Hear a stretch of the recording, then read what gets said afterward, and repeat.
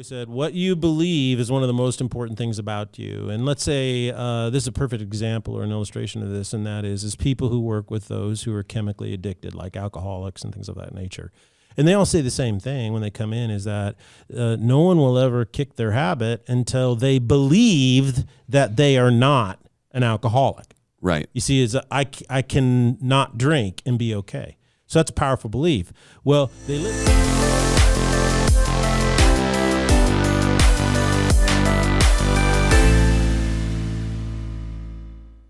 Ladies and gentlemen, welcome to the Salty Pastor Podcast, a podcast designed to help you grow your faith and grow your understanding of the world. On Tuesdays, we spend a lot of time in the Bible, studying what we're going to be discussing on Sunday, reading the verses that are going to be referenced by the pastor or the speaker that week. And then Thursdays, we take those verses, we take those ideas that we discussed on Tuesday and really dive into them and see practical applications in today's world and how they may be affected. So we can't do this podcast without the very own Salty Pastor himself, Dr. Douglas Peake. Hey, everybody. It's so good to be with you again. I was off for the month of July, and now I'm back and excited and refreshed, and it's really good to just think about how much I enjoy being here with you each and every week. Jesse and I just think that it's great that the Lord has provided the tech and the opportunity for us to help you really know what you believe, why you believe it, so that you can think for yourself, you make your decisions, chart your course. Gives you also a little bit of guidance in how to navigate all the craziness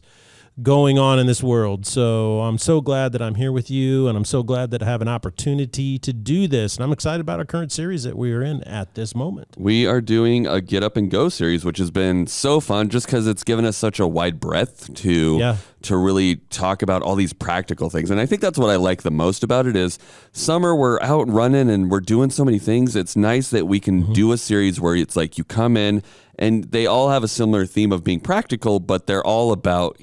You know, you don't have to hear the previous one to really kind of get the, you can the pick next up one. At any time. You can drop in and out, and each one of them's kind of a refined little tip of like, here's how you can grow your faith and be more active in your faith.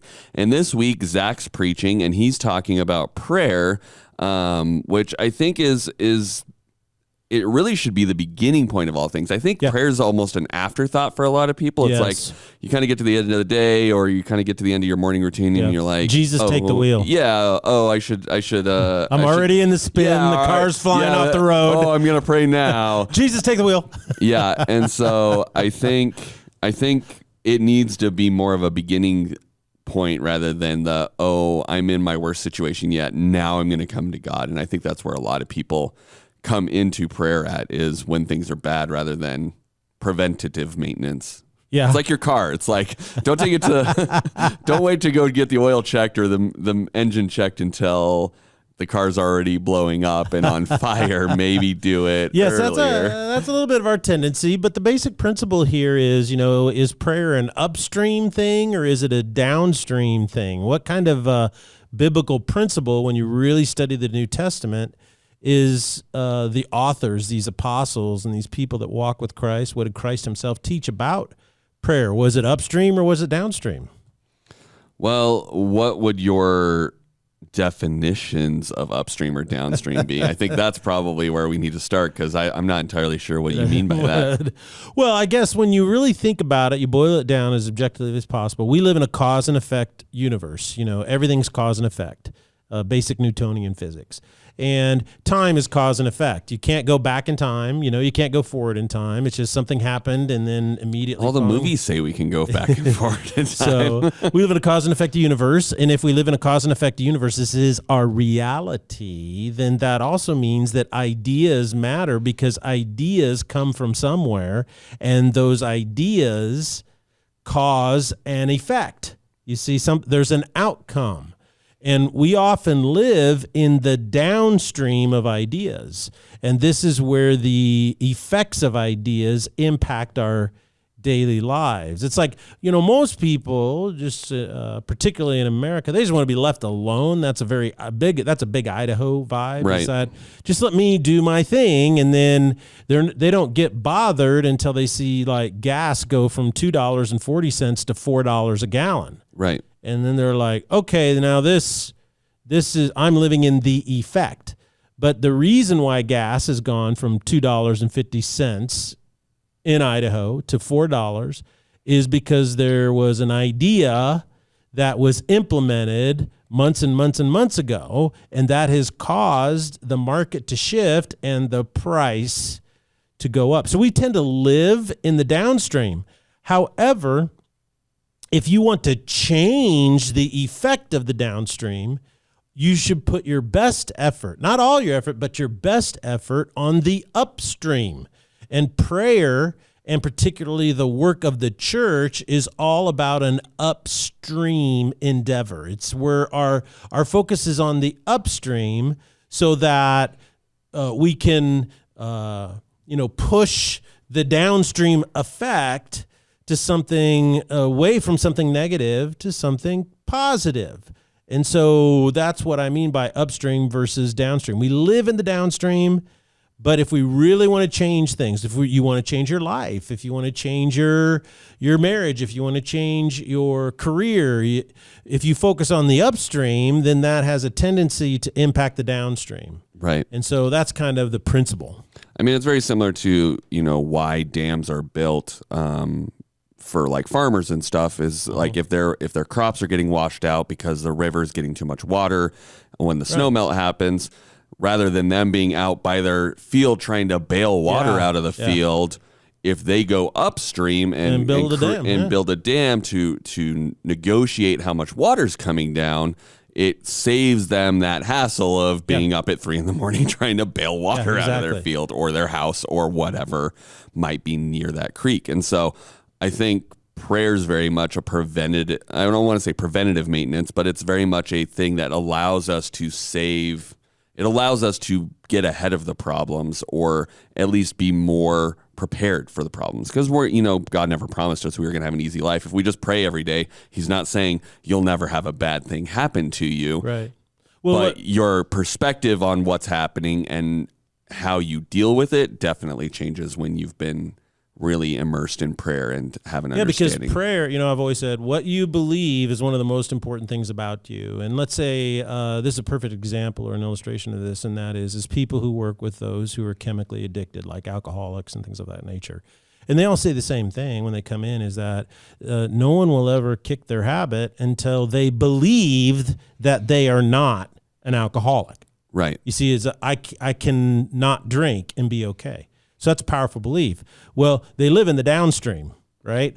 But until they change that upstream belief and work on that, they'll never be free from the addiction. But it works that way in everything, like in your marriage. If you guys fight about something all the time, there's something that you're always arguing about, you don't see eye to eye, it drives a wedge, you're living in the downstream.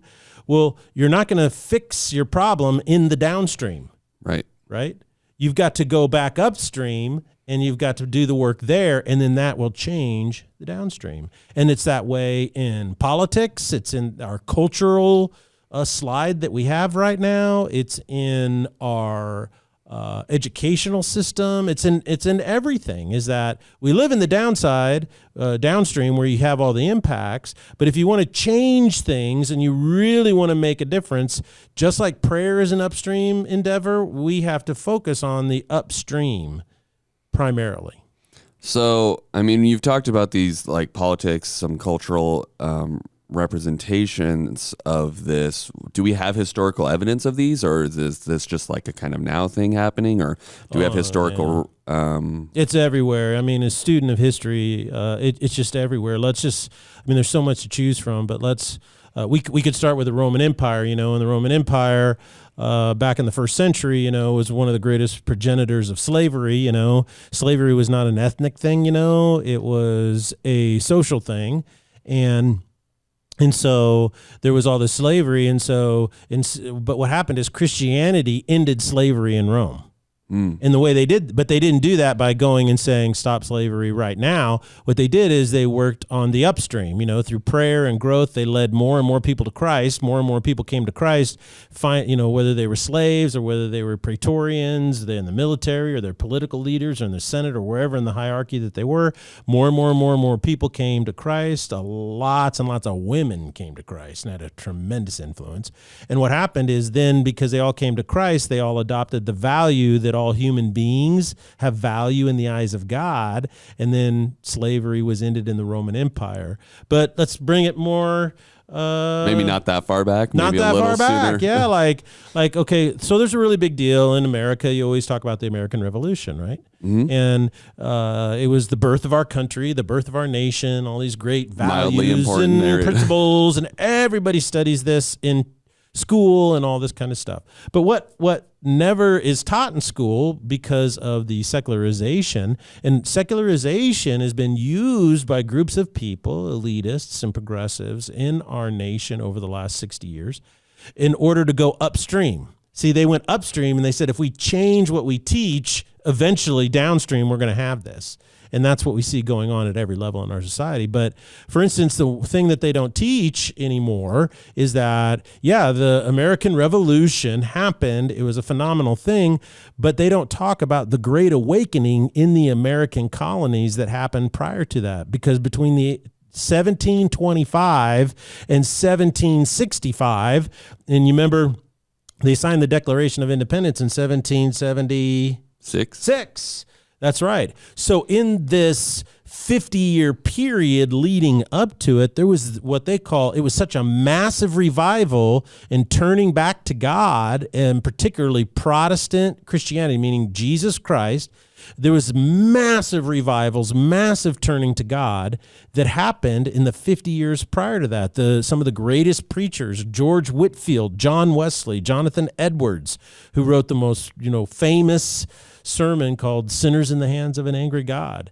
And what they did is they started this, and then there was this thing called the Black Robe Regiment, and no one's ever heard of it. Nope. But in England, it was a huge deal, and it was everybody in the monarchy and the ruling class and all the loyalists that were living in the colonies amongst the British military, is that they were the Black Robe Regiment, and that it wasn't people running around guerrilla warfare wearing black robes. It was because the clergy, the preachers, wore black robes when they preached. And they called them this as a term. It was a derogatory term. It was an insult, because they felt that the clergy these black robe clergy were regarded as the chief agitators of the rebellion for the revolution. Okay. So this is all going on. All right. So what happens is upstream, there's a great awakening spiritually. And what happens is then you have preachers and pastors who are talking about liberty and freedom. Well, where does the idea for liberty come from? It comes from our liberty that we receive by being freed from sin through the death, burial, and resurrection of Jesus Christ. And so then when you see things like in 1 Peter where it says God is not slow about his promises, but he desires all men, all people to come unto repentance. For God so loved the world that he gave his only begotten son, that whosoever believes in him. Well, what does whosoever mean? That seems like a pretty blanket invitation. So, right. So what happens is it starts to really play with these societal hierarchical things at that time in monarchies. And so that was a very big deal, right? Well, what happened is all of this started, the churches were doing the upstream work, but the downstream work was the American Revolution. And this is what's really amazing is when you go back and you look at all the revolutions that took place, particularly in the British Empire when they were at the height of their power, they were the naval superpower, particularly during this time, the whole notion that the sun never sets on the British Empire because it controlled so much of the world is, do you know how many little revolutions there were? And so many of them failed, but this one didn't. And the question is why? Well, one of the reasons why is because when George Washington first started fighting the Revolutionary War, it took 7 years before it was over, and we lost all the first battles. Right. We lost and lost and lost. So where does the tenacity and the perseverance and all that come from? Well, if you're just doing this because you want a better deal on your taxes, that kind of runs out of gas after maybe a year. Right. So what sustained it over time? Well, it was this great awakening, this ingrained passion and conviction that was deeply spiritual, deeply powerful, that we were created for liberty. Patrick Every, give me liberty or give me death. So these people were willing to die. And when you look at the people who signed the Declaration of Independence, you look at those 52 names and what they suffered through the American Revolution, unbelievable. They, their family members were lost. Many of them died. Many of them had children killed and murdered. Their fortunes gone, their property gone, massive sacrifices for the liberty. So that was the first Great Awakening, though, that brought about the American Revolution. And if there was no Great Awakening, there would have been no strength of conviction. See, downstream. You see it again. It's really interesting because then in 1860s, we fought the Civil War over ending slavery. Right. And that's where the Emancipation Proclamation took place. One of the biggest tumultuous times because there was Reconstruction after that. We had to rebuild the entire economy of the South on a totally different labor structure. Right after that was the women's right to vote. Women's suffrage started in the late 1800s. And then in like 1910 or so, finally it was passed into law, the right to vote. So what's interesting is, well, what happened prior to that? Well, there was the Second Great Awakening, and it started in the late 1700s and went all the way up to 1835. And this is where you had Thomas Campbell, Alexander Campbell, Barton W. Stone, and a whole bunch of others. And what's really interesting is in the 1800s, like 1810 to 1830, 1840, the Restoration Movement was the most powerful, fastest growing movement in the United States, religiously speaking, about Christianity. And here's what's really fascinating. It was built on three basic things. The first thing it was built upon was the authenticity of the Scriptures, the Bible and the Bible only. Let's get back to the Bible. Let's get away from denominational creeds. Let's get away from all this extra stuff. It's just the essentials of the faith. Who is Jesus? What did he do for us? How do we know him? What's salvation? Just real basic things. The second thing that it was built upon too is unity. He's built on unity. Coming back together. Yeah, always being together. And they would say back then there were so many denominations that were birthed out of the first Great Awakening. Well, in this one, they were saying, let's get rid of all these creeds and get rid of all this stuff, and let's just have a single church. Let's restore it back to the first century model. And so what's really interesting is then we go to the Civil War, and what was the primary goal of us going to war? Because what did the South do that precipitated the Civil War? They seceded. So they divided, you see. So where did this notion that we had to stay unified come from, you see? And you could see it birthed in the Second Great Awakening. One of the interesting things is that Foothills Christian Church, our history, we're, 90-some years old. We started in 1925. We come out of our early influences, and a part of our affiliation has always been the Restoration Movement. And one of the leaders, which is Alexander Campbell, what he was known for is he would travel through the South debating everybody about how slavery was unbiblical. And that's how he became really known, because they would publish these debates. They would write them down, publish them, and then these things were bestsellers. And so what a lot of people don't realize, they don't teach this in school anymore, is that a lot of the Civil War, the issue of abolition of slavery, was a theological debate happening. Okay. But the Second Great Awakening started all of these intellectual societies, all of these groups, all of these organizations that ultimately came up with these really powerful intellectual and rational basis of why slavery was wrong. And so the abolitionist movement was 100% birthed in the church, ran through the church, all about the church. And then ultimately, because of this Great Awakening, the second one, it ended up in the Emancipation Proclamation. And so now I could keep going on and on and on, but what's really interesting is you see the upstream, downstream pattern here, is that everybody focuses on the downstream, American Revolution, Civil War. But what people don't really realize is the upstream of everything that happened that led to that. Right. You see? And so upstream is really, really important, particularly when it comes to cultural and political movements, because what a lot of people don't realize is that politics is 100% downstream, right? And it's downstream of culture, right? Culture, though, is downstream of your institutions and what their core values are. And then institutions are downstream of what humans and citizens are thinking and believing and doing, right?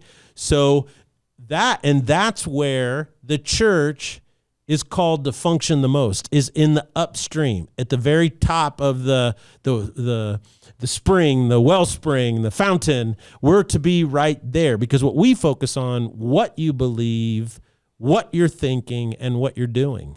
And then that influences the institutions, right? Right. Because if an institution is filled with people who are corrupt and they have no ethics and they have really weird ideas, then what are they going to pump out of that institution? Whether it's an official political institution like the Department of Justice or something of that nature, or our educational department, or what if it's Hollywood? Right. You know, Hollywood's an institution. Yep, right? absolutely. And so what are they going to pump out? And then those things that they pump out influence culture, right? And then culture then influences politics. But we seem to put all of our energy and all of our effort in politics because that's where we're living. You know, it's like the floods thing is that, well, you know, my bed is floating down the river at 3:00 in the morning. And so obviously that's your greatest concern. But somebody somewhere said, well, maybe if we build a dam up there where we can irrigate more property, we can have more prosperity, more people can eat off the fat of the land, and we don't have flooding in the spring and drought in the fall. Right. And so they, you know, and you could say, most people were saying, I don't have time to build a dam. I don't have the money to invest in that. I'm not interested in doing that. I got my crops. I got my thing. I got to do my thing right here, right now. But by talking these people into investing in building a dam, what did it end up doing? It blessed everybody. And then downstream, what did it do? It changed everything. Correct. So that's the concept of what prayer does and what the work of the church does, you know, because what did Jesus say? He said, when he cleaned out the temple, he said, the Lord says, my house will be a house of what? Prayer. That's what he said. So we're to be prayer people, and like Zach was talking about, in all these different ways to change the upstream. And if enough of us are doing it and enough of us are investing in it, then ultimately we're going to see all this downstream impact. Well, and I think you always hear that phrase of you need to study history so it doesn't repeat itself or whatever, right? Yes. And that's very much kind of what we're doing, but I don't think a lot of people go deep enough. They're like, oh, yes, I know the Civil War happened, or, oh, I know the Revolution happened, but if you don't get the context, you don't get upstream of it, you just know, hey, hurricane started and it wiped out, New Orleans.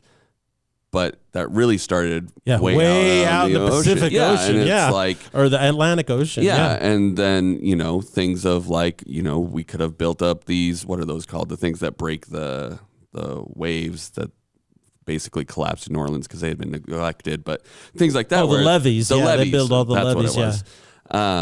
And so it's like. And the levee was dry. Sorry. An old McLean tune. So, I drove my Chevy to the levee, but the levee was dry. So it's those things where it's like, okay, yeah, I know that happened, but it's like you're just looking at the impact. You're not looking at how it got there. Right. And you're saying in our lives, you and Zach are talking about, we need to go further upstream. We need to be upstream as a church, influencing the downstream. But also in our lives, we need to be living in that prayer life upstream, and that will influence our downstream of our daily lives. Yeah, exactly. And if you're a parent, everything you do is upstream. When you're sitting there with your 5-year-old and you're trying to get them to follow a schedule, it may seem like a real power struggle with them, but you're doing upstream work, You're sister. doing upstream work. That's right. Don't forget, because it will pay off. And I'll tell you what, I've talked to Kim Cross, our parenting expert, and she's always like, so many people come to me when their kids are 14 or 15 and they want to fix it. And it's like, that is so far downstream. Right. And that is that your 14-year-old. At that point, you're bailing water out of and there's things you can do, but it's really tough. But 14-year-olds are doing what they were patterned their thought life on when they were 5.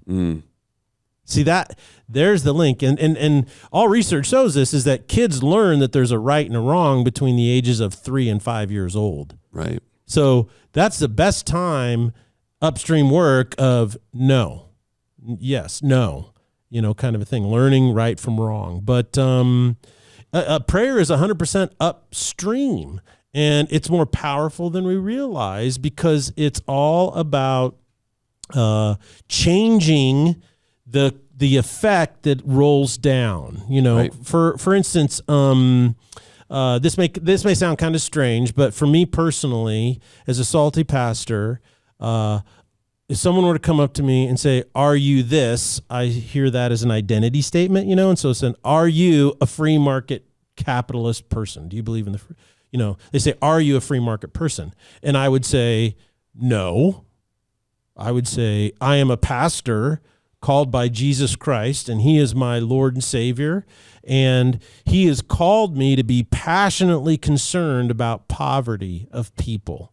One of my primary concerns is to ease the suffering of the poor. I am called to do that, and I am committed to doing that. That's why Foothills, unlike many other large churches, we have a massive food pantry and benevolence ministry, and we have a clothing ministry, and we have foster care nights, and it goes on and on and on, all the stuff that we do to help ease the suffering of the poor. And it's because of this conviction, because of that, I am 100% dedicated to the free market capitalist system. Free market capitalism has reduced poverty faster, quicker than any other economic system in the history of the world. Anyone who wants to adopt socialism or communism, they're not concerned about the poor. All history, you don't have to read that far back, that communism and socialism propagates poverty and suffering. And because I want to ease the suffering of the poor and the outcast, I want as much free market capitalism to go to those people as possible. People who are communists and socialists, if they were concerned about the poor, then they would be free market capitalists. But they're not. So they're driven by an ideology of power, not an ideology that comes upstream from a passionate, whatever it takes, commitment to help ease the suffering of the poor. So you see, that is an explanation of how upstream, downstream works. Right. Is that because I'm committed to Christ and these are his values that are my values, then I want to go out and I want to find whatever is the most efficient, the most powerful way to alleviate the suffering of the poor. Does that make sense? Yes. So it's very similar in the medical field too. I'm not a physician. I may have a doctor after my name, but I cannot prescribe medications, and I don't really know anything about it. What I am is a pastor in the kingdom of Jesus Christ. I'm called to serve him and him alone. He is the ruler of my life, and he is passionate about the sick and the infirmed. He says in Matthew chapter 25, he tells a parable about the sheep and the goats. And he says to the goats, he says, when I was sick, you didn't help me, you didn't comfort me.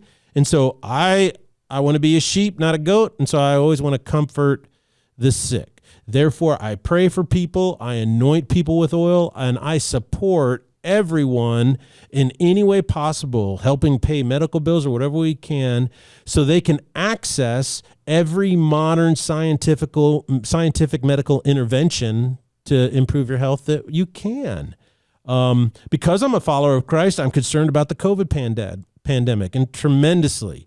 I'm really overwhelmed by the impact that it's had on people's lives. I know people who've gotten sick, super, super sick. We know some people that have died from COVID. We know the impact it's had on their family. People's businesses devastated by COVID.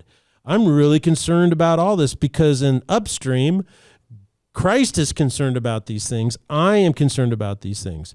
I personally think that the vaccine is a modern day scientific miracle. I'm amazed at how quickly it was developed and how it's been made available to everybody. I think that's a good thing because I'm a follower of Christ and I believe in the doctrine of non-coercion. I have zero problem with anyone who does their research and chooses not to get it. I'm fine with that. I don't have any problem with that at all.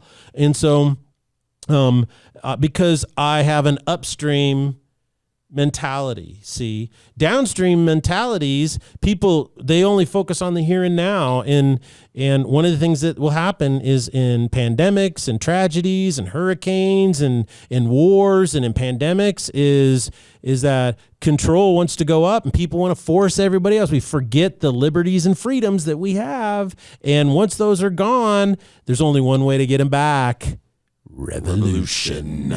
And I'm not so sure revolutions are bloody, nasty, horrible things. Right. So if we do enough work on the upstream, maybe we can influence that towards the good and not allowing our country. I feel like our country is totally bifurcating, meaning it's not just polarized in opinion, it's actually polarizing in how we live each and every day. Right. Case in point. Now, if you are really politically one way, you want to move to California. So some people are moving to California for that. So it's getting more and more that way. And then other people are going, I'm moving to Utah or Arizona, Texas or Idaho. And so those states are getting more politically red. And right. So people are now self-selecting in where they lived based on their politics. Now, that didn't happen before. It used to be based on economics or quality of life, right? Right. But now we're doing it on that. People do, who are they going to date? Who are they going, what? And now it's getting to the point of, I'm going to pick my church based on my politics. And I'm like, okay, is this really a good idea? Right. Is because if we want a revolution, if we want civil war, then that's exactly what we're going to get. Because what we're saying now, and I have to be totally honest, I hear it coming from one side more than another side, is unless you agree with us and unless you see it our way, you're not allowed to speak. You're going to be deplatformed. You're not allowed to vote. You're not allowed to exercise your own liberty. You're not allowed to do that. You have to do it this way.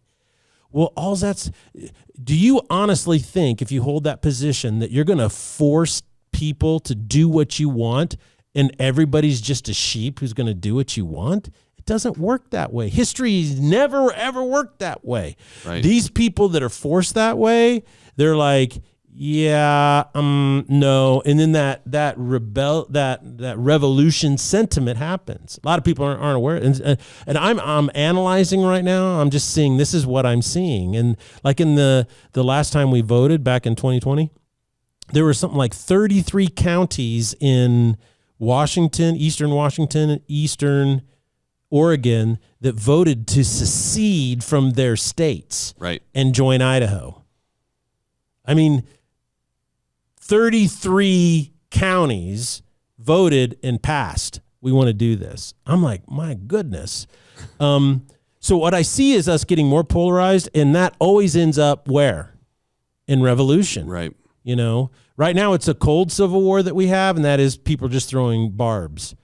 But when I saw the riots in 2020 and I saw these other things happening, what I started to see is, it's not a cold war anymore. It's becoming active. Right. And so I guess the point in all that I'm trying to make here is that what's the upstream influence on that is that we, as a church, if we invest all of our resources as followers of Christ first in the church. I'm not saying don't give to politics or anything, but if we our best time, our best amount of dollars, our best amount of service up there, then what we're going to do is we're going to have more people adopting the values that influence the institutions, that influence the culture, that influence politics, and then influence the downstream. In other words, what the church is all about is asking adults to enter the room and saying, we see where this is going. This is not healthy for a country. You can't have a country like that anymore. As John Locke said, we have to have a social contract, a social agreement. We don't have that anymore. We're losing that. And that's the danger in this bifurcation. So everything I think about the church is upstream. Prayer is all about upstream. And prayer is the personification of what the church is called to be. We are the people of prayer, because prayer changes belief, it changes conviction, it brings knowledge and wisdom and revelation. And what prayer does then is it translates into action and behavior. And then that is what ultimately changes the downstream effect. Well, those are some heavy thoughts, Pastor. Your first Thursday back in a while, and you came out swinging. So I think we have a lot to think about as far as what we're doing with our prayer life and how important it is. Yes, very important. And how important ideology upstream is affecting us downstream. So I encourage you guys, as always, with this podcast, this is meant for you to really start discussions with your friends, family, or even just people at a coffee shop, because you're not going to be able to refine what you believe and really understand what you're thinking about certain things until you start talking about them. If you're just sitting in a hole by yourself, you're just going to kind of get into this loop, and you're never going to really have outside opinions, outside discussions to really challenge and identify what you do really believe, what that thing you are willing to stand up for is. And so you need to be out having these discussions, and that's what the podcast is here. We're having a discussion. We're not saying, hey, this is 100% the way you have to act and do things, right, but it's going to help you decide what that is, and maybe it's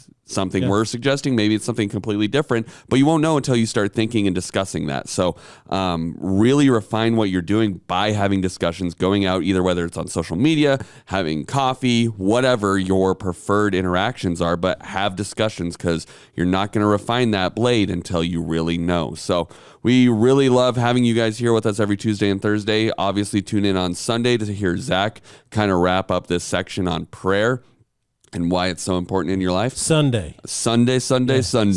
yeah. Did I say Sunday? You said Tuesday. No, I said we have Tuesdays and Thursdays with us. And I heard make wrong sure you then. turn in on Sunday. I'm messing you up, Jesse. It's okay. We're excited that you guys are here, and if you want to tune in on Thursdays as well, that's great. So thank you guys be here so much. on Sunday. Be here on Sunday in beautiful Boise, Idaho, here at Foothills Christian Church. Blessings.